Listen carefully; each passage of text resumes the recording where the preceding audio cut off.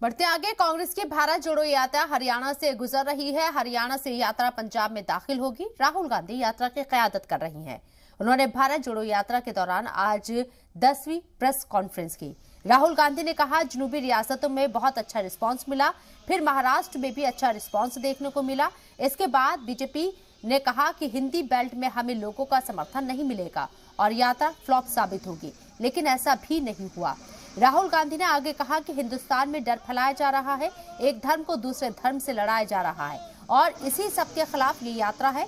राहुल गांधी ने कहा, हम गरीब लोगों के साथ चलना चाहते हैं। अगर यात्रा से सियासी फायदा हो या नुकसान हो, उस पर मैं कुछ नहीं कह सकता।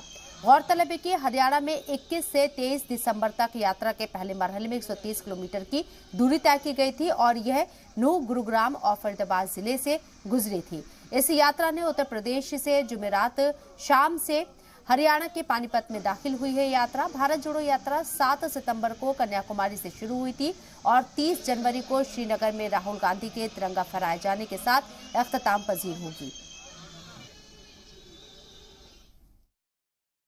हम अपने देश से प्यार करते हैं, देश की जनता से प्यार करते हैं, किसानों से, गरीब लोगों से प्यार करते हैं और उनके साथ हम चलना चाहते हैं।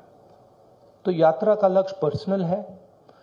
यात्रा का लक्ष्य देश की जनता को देश की सच्ची आवाज सुनाने का है। अब देखिए, उससे राजनीतिक फायदा